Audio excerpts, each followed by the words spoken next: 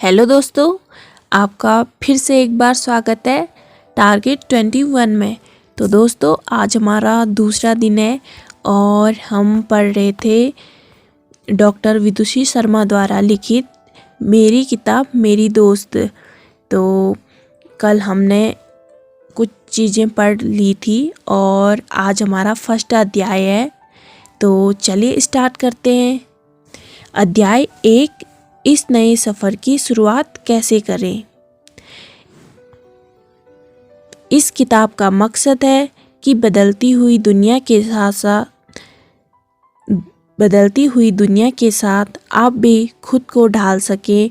वह अपने जीवन में छोटे छोटे सकारात्मक बदलाव लाकर सफलता व प्रसन्नता प्राप्त कर सकें। अब आप में से कुछ लोग सोचेंगे कि ऐसी बातें तो हमने पहले भी सुनी व पढ़ी हैं, पर ये सब शुरू कैसे करें, ख़ास तौर पर अगर आप विख्यात एवं महंगे स्कूलों या कॉलेजों में नहीं पढ़ सकते या आप एक सादी पृष्ठभूमि से हैं। यह सही है कि छोटे जगह पर रहने से या संसाधनों की कमी के चलते व जानकारी के अभाव में सफल हो पाना मुश्किल होता है, पर यकीनन यह संभव नहीं है। हर देश में हर दौर में ऐसे अनेक उदाहरण हैं जो अभावों में रहकर भी ऊंचे से ऊंचे मुकामों को हासिल कर सकें। और ये सिर्फ पुरानी बातें नहीं हैं, आज के प्रतिस्पर्धा से भरे युग में भी ऐसा होता है। हाँ, इसके लिए आपको कड़ी मेहनत और आत्मबल बढ़ाने पर ध्यान देना होगा। यहाँ कुछ ऐसे सुझाव हैं जो आपको इस संघर्ष में हौसला देंगे और आप जैसे युवाओं का आत्मबल बढ़ाने में मदद करेंगे। पहला, खुद पर यकीन। यह आपकी सीढ़ी का पहला पायदान है। खुद पर यकीन किए बगैर आप बिल्कुल ऊपर नहीं चढ़ सकते। अगर आप खुद पर यकीन नहीं करेंगे तो कोई अन्य इंसान आप पर यकीन कैसे करेगा। हर इंसान को अपनी जगह खुद ही बनानी पड़ती है। मदद या सहानुभूति के चलते कोई आपको रास्ता दिखा सकता है, पर उस रास्ते पर आपके साथ चल नहीं सकता। अगर आपको ऐसा लगता है कि आप सफलता पाने के काबिल नहीं हैं या आपकी योग्यता या क्षमता में कुछ कमी है, तो आप यह यकीन रखें कि आप हर संभव कोशिश करके उस कमी को दूर कर लेंगे। दूसरा, ईश्वर में विश्वास रखें। भगवान के बारे में लोगों की अलग अलग राय हो सकती है, पर यदि आप भगवान में या ऐसी किसी अलौकिक शक्ति में विश्वास रखते हैं तो यह विश्वास हमेशा आपको सहारा देगा और आगे बढ़ने में मदद करेगा। तीसरा, दूसरों के प्रति संवेदनशील रहें, अपने प्रति नहीं। संवेदनशील या सेंसिटिव होना अच्छी बात है, पर इसका मतलब यह है कि आप दूसरे के प्रति संवेदनशील रहें, यानी उन्हें दुख न दें, उन्हें बिना कारण ठेस न पहुंचाएं, किसी अन्य इंसान को नीचा न समझें आदि। पर अपने प्रति और अन्य लोग आपके बारे में क्या सोचते हैं इसके प्रति बहुत सेंसिटिव ना हो। हमारा विश्वास प्रायः दूसरे से समर्थन न मिलने के कारण टूटता है, क्योंकि हम इससे आहत हो जाते हैं। मान लीजिए आप दूसरे शहर में जाकर नौकरी करना चाहते हैं। अब ऐसा कोई निर्णय आपको सोच समझकर ही लेना चाहिए, जैसे कि क्या वो नौकरी वास्तव में आपके लिए अच्छी है, क्या आप उस शहर में रहने खाने की उचित व्यवस्था कर पाएंगे, क्या आप वहाँ सुरक्षित रहेंगे आदि। इसके लिए आप अपने परिवार वालों, दोस्तों व अन्य परिचितों से जानकारी लें, उस शहर के बारे में, नौकरी के बारे में, पर हर इंसान से अपने निर्णय की पुष्टि करवाने की कोशिश न करें। अगर आप हर निर्णय के लिए सभी लोगों का समर्थन ढूंढेंगे तो कभी कोई निर्णय ले ही नहीं पाएंगे, क्योंकि 100% समर्थन तो कभी मिलेगा नहीं। ऐसा संभव ही नहीं कि किसी भी 15-20 लोगों की किसी विषय में एक सी राय हो, तो जाहिर है आपको सबसे समर्थन नहीं मिल सकता, और विशेष तौर पर आपका कोई परिचित आपके निर्णय की खिल्ली उड़ाए या आपके निर्णय को मूर्खतापूर्ण बताए तो उसे कभी भी दिल से न लगाएं। पहली बात तो यह है कि भगवान के अलावा कोई भी निश्चित तौर पर नहीं जानता कि भविष्य में क्या होने वाला है और आपका निर्णय सही साबित होगा या नहीं। दूसरा, जब तक कि किसी अन्य व्यक्ति को उस विषय में आपसे ज़्यादा जानकारी न हो, आप कैसे मान सकते हैं कि उसकी राय ज़्यादा सही है। इसका मतलब ये नहीं कि आप किसी की बात ही ना सुने, आप सब लोगों से उचित जानकारी लेकर ही एक सोचा समझा निर्णय लें, पर दूसरे की राय को अपने निर्णयों पर हावी न होने दें। जैसा कि एक कहावत है, सुनो सबकी, करो मन की। अगर आप हर इंसान को अपनी सोच समझाने की कोशिश करेंगे तो आप इसी में अपना सारा समय बर्बाद कर देंगे और खुद भी संशय में पड़ते जाएंगे। जब बड़े बड़े नेताओं, राजाओं, यहाँ तक कि बड़े साधु संतों, पैगंबरों व मसीहाओं को भी सबका समर्थन नहीं मिला, तो फिर आपको कैसे मिलेगा? अगर हर इंसान वही करता जो उसके आसपास के सभी लोग करते आए हैं तो पाषाण युग से लेकर आज तक दुनिया में कोई तरक्की ही नहीं होती। कुल मिलाकर दूसरों के विरोध या असमर्थन को दिल से न लगाएं और इसके चलते मायूस न हो। हर एक का समर्थन प्राप्त करने की कोशिश बेकार है। सोच समझकर निर्णय लें और फिर पूरी लगन से अपने लक्ष्य को प्राप्त करने में लग जाएं। लोगों का समर्थन प्राप्त करने का सबसे बढ़िया तरीका है अपने लक्ष्य में सफल होकर दिखाना। चौथा, सही लक्ष्य चुनें और फिर उसके लिए पूरी एकाग्रता से काम करें। अपने ऊपर विश्वास रखने का मतलब यह नहीं कि आप असंभव से ख्वाब देखने लगें और उन पर विश्वास करने लगें, पर अपनी पढ़ाई लिखाई, नौकरी, रोजगार, व्यवसाय, उद्यम आदि के लिए तो आप उपयुक्त लक्ष्य बना ही सकते हैं। एक समय में एक मुख्य लक्ष्य बनाएं और फिर उस दिशा में छोटे छोटे लक्ष्यों पर काम करें। जब आपको इन छोटे लक्ष्यों में सफलता मिलेगी तो आपका जोश और आत्मविश्वास अपने आप बढ़ने जाएगा। आत्मविश्वास अपने आप बढ़ते जाएंगे।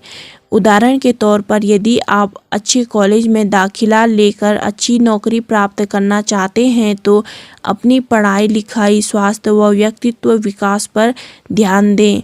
फिर छोटे छोटे लक्ष्य बनाएं, जैसे कि आप अपने स्कूल की अगली वाद विवाद प्रतियोगिता या ऐसे ही किसी अन्य प्रतियोगिता में जरूर भाग लेंगे व मंच पर अच्छा बोलकर दिखाएंगे। जब आप छोटे छोटे लक्ष्यों में सफल होंगे तो आपकी झिझक और संदेह दूर होंगे और आप आत्मविश्वास के साथ अपने बड़े लक्ष्य की तरफ बढ़ सकेंगे।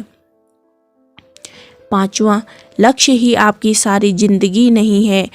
यह सच है कि आपको सोच समझकर लक्ष्य बनाने चाहिए और फिर पूरी एकाग्रता से उन पर काम करना चाहिए, पर फिर भी अगर आप किसी एक लक्ष्य को पाने में असफल रहें तो उससे आगे बढ़ना सीखें। मान लीजिए आपने 2-3 बार IIT की परीक्षा दी पर फिर भी आपका चयन नहीं हो पाया, तो आपकी ज़िंदगी का मतलब नहीं खत्म हुआ।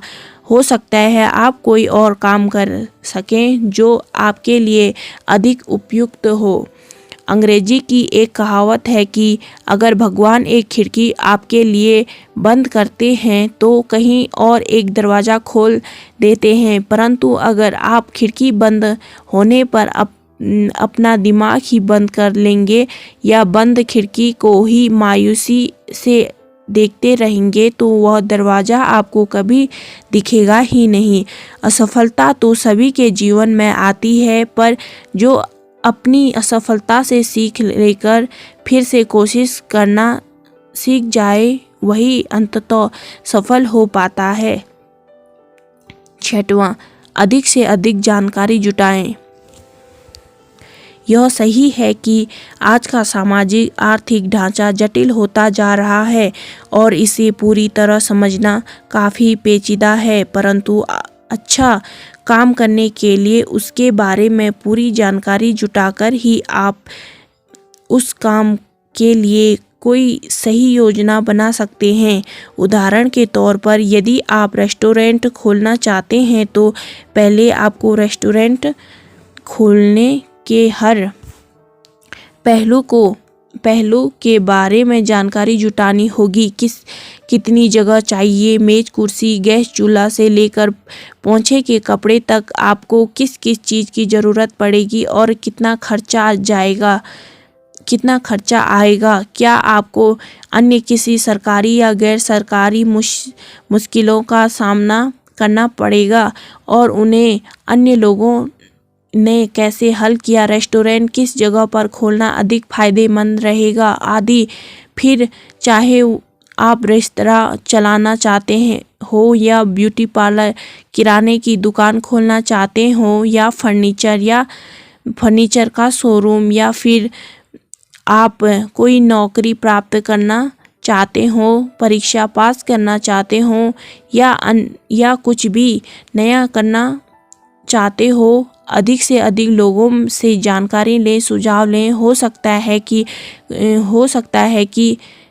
कुछ लोग आपको हतोत्साहित करें, परंतु आप तार्किक रूप से हर सुझाव पर विचार करें और उन्हीं लोगों से बात करें जो आपको उपयोगी जानकारी दे सकें या प्रेरित कर सकें।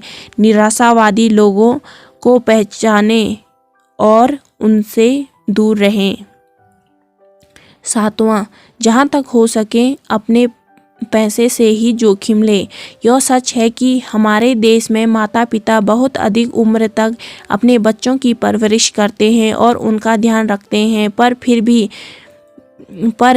फिर साथ ही वो ये उम्मीद रखते हैं कि आप पूरी सावधानी से और एक तय दर्रे के हिसाब से जिएंगे। सावधानी रखना अनिवार्य है, पर यदि आप कुछ नया करना चाहते हैं तो अपने परिवार से पैसे लेने की जगह खुद कमाकर वह पैसा अर्जित करें। उदाहरण के तौर पर आपका रेस्टोरेंट खोलने के लिए यदि आपके माता पिता मान भी जाएं तो भी उनसे पैसे लेकर खोलने में आपको असफल होने का डर सताता रहेगा। बेहतर होगा यदि आप कुछ समय नौकरी कर स्वयं यह पैसा अर्जित करें और फिर पूरी मेहनत और जोश से अपने काम में लग जाएं। हाँ, यदि आपके पिता का ही रेस्टोरेंट हो तो फिर और बात है।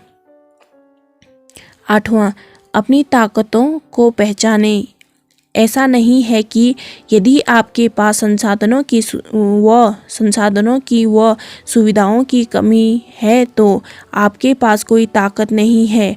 अगर आप गरीब हैं तो प्रायः आप में मेहनत करने की और ख़ास तौर से शारीरिक श्रम करने की क्षमता अधिक होती है, और श्रम की आवश्यकता किसी भी काम में और सबकी ज़िंदगी में होती है। फिर आप में दुख सहने की व कष्ट झेलने की क्षमता भी होती है, और सबसे बड़ी बात, न आपके पास खोने के लिए कुछ है और न ही किसी बात पर घमंड या दिखावटी झूठी शान। अगर आप चाहें तो इन सब को अपनी ताकत में बदल सकते हैं। उदाहरण के तौर पर यदि आपके साथ स्कूल में किसी बड़े अफसर आदि का बच्चा पढ़ता है, उसके पास बेहतर सुविधाएं तो होंगी, पर शायद माता पिता व समाज की ढेर सारी उम्मीदें भी और काम करने के लिए सीमित विकल्प भी। जबकि आप बिना हिचक किसी भी तरह की नौकरी या व्यवसाय करने के बारे में सोच सकते हैं। इसी तरह चाहे आप अमीर हो, गरीब हो, मध्यवर्गीय हो, संपन्न हो, प्रतिष्ठित परिवार से हो या कामकाजी परिवार से, अपनी सीमाओं और ताकतों को पहचानें और खुद पर भरोसा रखें। 9, सफलता और असफलता दोनों से निपटना सीखें। आमतौर पर अगर हम में आत्मविश्वास की कमी है और हमें बहुत ज़्यादा सहयोगी वातावरण नहीं मिलता, जैसे कि हमारे यहाँ अक्सर होता है, तो हम थोड़ी सी असफलता के चलते ही अत्यधिक मायूस होकर बैठ जाते हैं, खुद को अयोग्य समझने में, और हमारा आत्मविश्वास पूरी तरह टूट जाता है। जबकि सच यह है कि दुनिया में ऐसा कोई इंसान नहीं जिसे कभी असफलता ना मिली हो। हमारे देश में और दुनिया भर में ऐसे अनेक उदाहरण हैं जहां बार बार असफल होने के बाद भी अंततः लोगों को बड़ी सफलता हाथ लगी। फिर चाहे वो अमेरिका के हेनरी फोर्ड हो, जिन्हें असफल कोशिशों के चलते 5 बार कंगाल होना पड़ा, चाहे बिल गेट्स, जिन्होंने कॉलेज की पढ़ाई छोड़कर काम शुरू किया, जो असफल रहा, जिसके पश्चात उन्होंने माइक्रोसॉफ्ट की स्थापना की। आप लोग जानते होंगे कि जब लेखिका J.K. रोलिंग ने अपना पहला हैरी पॉटर उपन्यास लिखा तो उनका कुछ दिन पहले ही तलाक हुआ था। उनके पास पैसे नहीं थे, एक बच्चे का भरण पोषण करने की जिम्मेदारी थी, और ऐसे ही उन्होंने कंप्यूटर की बजाय एक पुराने टाइपराइटर पर अपनी किताब लिखी।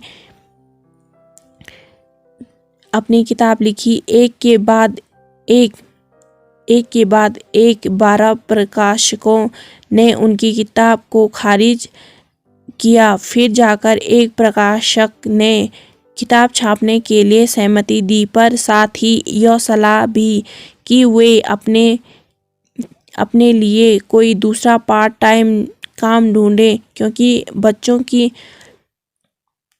बच्चों की किताबों में कोई पैसा नहीं है। परंतु उनके उपन्यास और उन पर बनी फिल्में दुनिया भर में इतनी लोकप्रिय हुई कि वे इंग्लैंड की सर्वाधिक अमीर महिलाओं में शामिल हो गईं।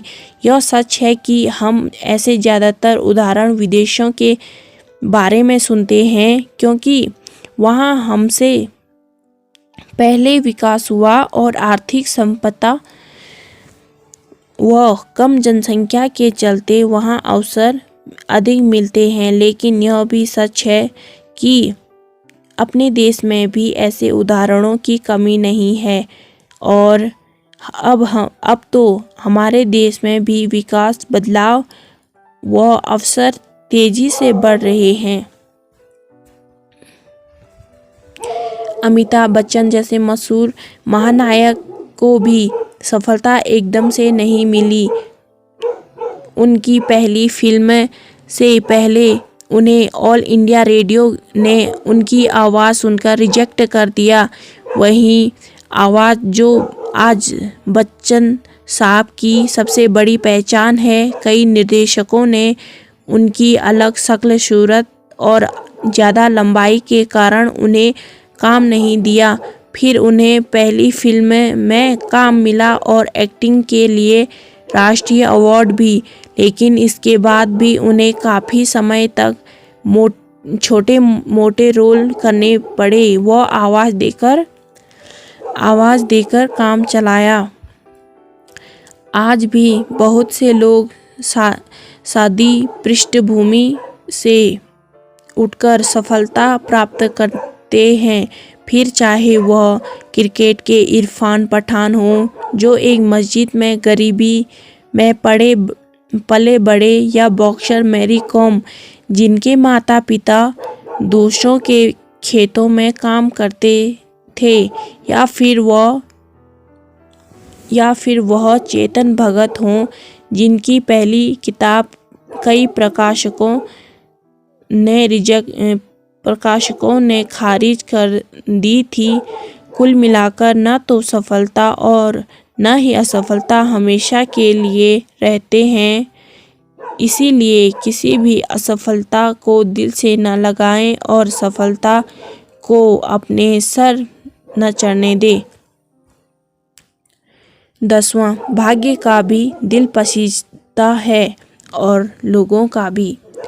कई बार युवाओं को लगता है कि हमारा तो भाग्य ही खराब है, मेहनत करके क्या हासिल होगा। यह सच है कि हमारे समाज में कई तरह की असमानताएं हैं। ऐसे में अपने से अधिक संपन्न व प्रतिष्ठित परिवारों के बच्चों से प्रतिस्पर्धा करना बहुत मुश्किल है, और फिर हमें लगता है कि जब किस्मत ही खराब हो तो किस्मत से कोई कैसे लड़े।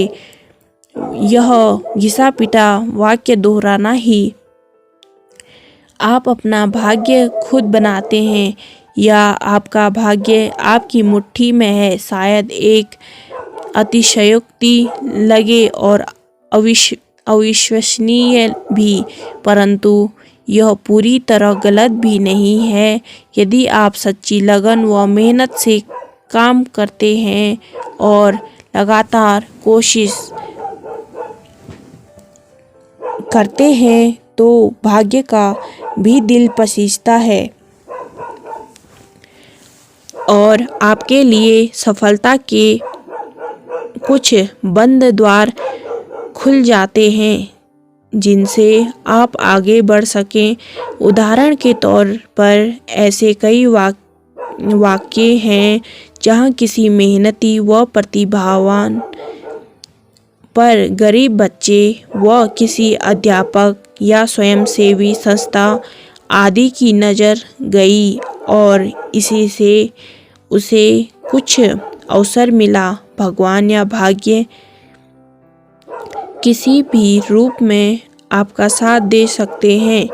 अपने शहर कोटा का एक दिलचस्प किस्सा आपको बताऊं। एक छात्र शहर के प्रसिद्ध कोचिंग संस्थान में दाखिला लेना चाहती थी, मगर उसके पास पैसे कम थे। परीक्षा में श्रेष्ठ अंक लाने वालों को कोचिंग संस्थान फीस में रियायत भी देते हैं, पर इस छात्र के अंक इतने अच्छे नहीं थे। वो एक छोटे से हनुमान मंदिर में 2-3 बार गई और एक बार प्रार्थना करते करते रुआंसी हो गई। मंदिर के पंडित ने इसका कारण पूछा तो उसने सब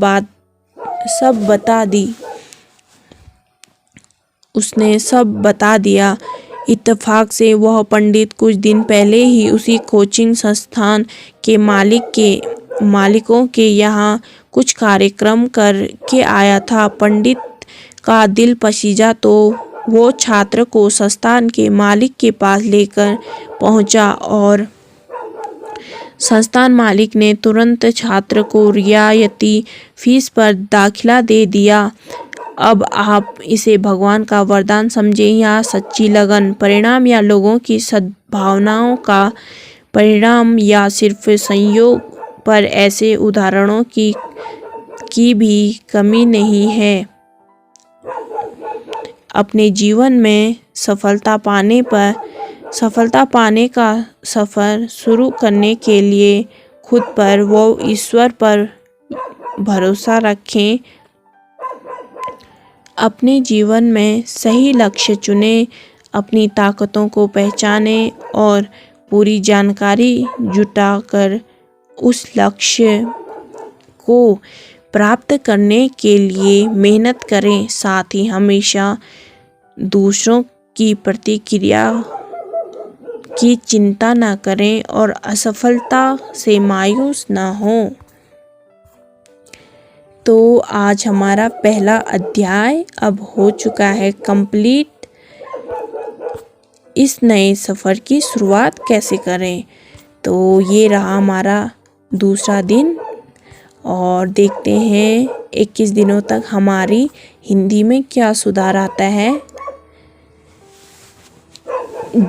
तो मिलते हैं अब दूसरे अध्याय में, कैसे सुलझाएं परिवार से मतभेद। आज के लिए इतना ही, बाकी नेक्स्ट डे। तो बाय बाय।